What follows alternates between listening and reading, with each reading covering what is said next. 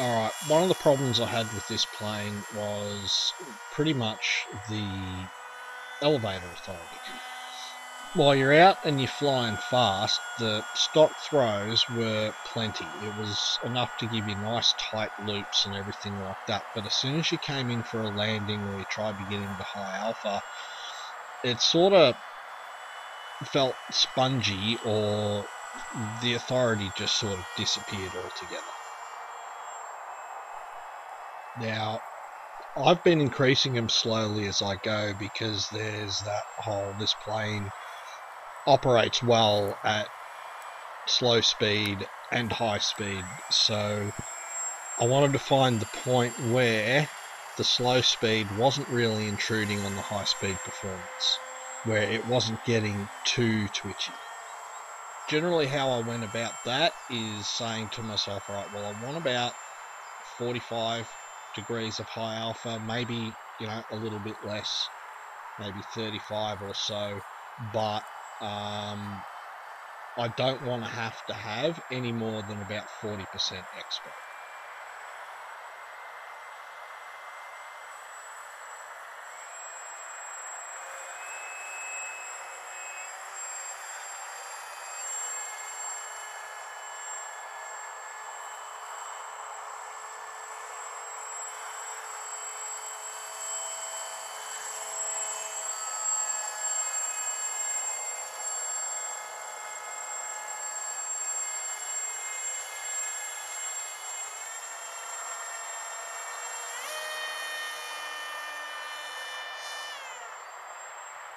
Now the other thing I wanted to do was be able to do a few things at under half throttle. I mean, I understand it's a speed plane, but one of those things that keeps you amused with a plane in the long term is when you can fly it in more than one way.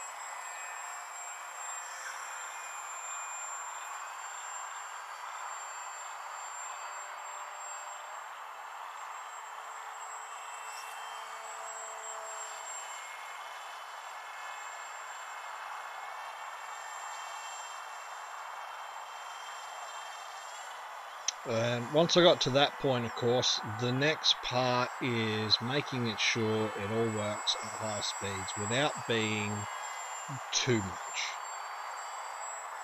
That is something I was actually quite worried about, because a lot of times on certain planes what you'll do is what works really well slow will get incredibly twitchy when you get into the higher speeds. What I found with this plane was that the increase in elevator didn't really have the result that I expected when I got up to speed. It just wasn't really looping that much tighter than it was on the stock throws.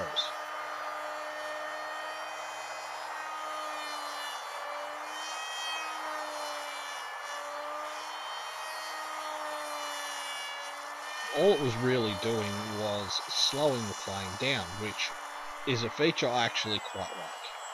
I like that, be able to not quite be doing fast enough, open your elevons up one way really quick and then just let go, so it acts like a bit of an air brake.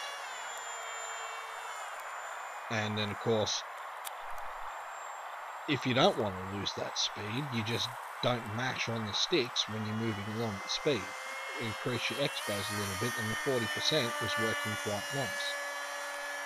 The only thing I was a little bit unhappy about was the roll rate, but I've had a few concerns about this plane and the elevons right from the start. I've been watching them flex if I hammer on them too hard, and considering that the elevator wasn't really having that much effect on the elevons, I decided that what I would do is bring it in and reactivate the ailerons.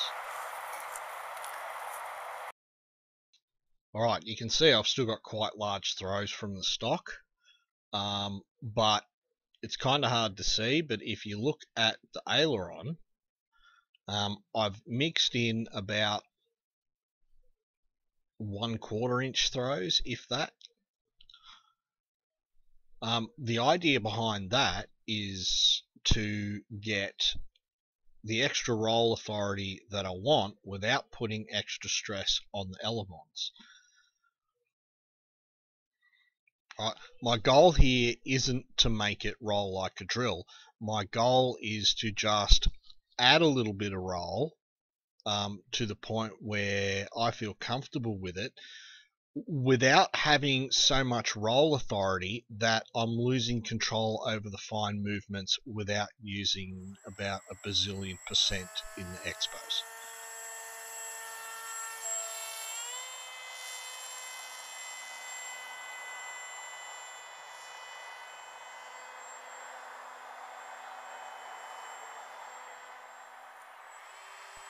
Alright, so the first thing to do is to make sure that it's not interfering with the high alpha and everything that I had set up the way I liked.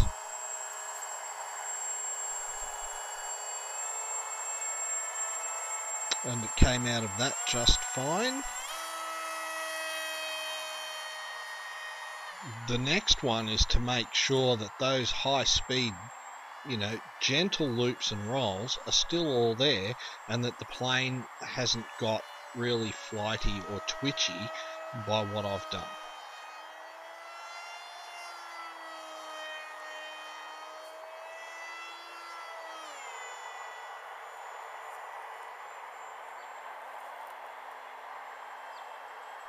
And in the end, that gentle control is still there.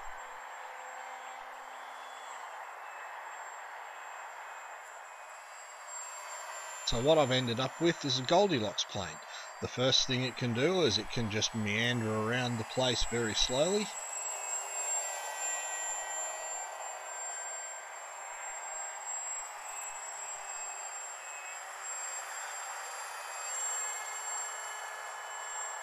Give me some high alpha fun.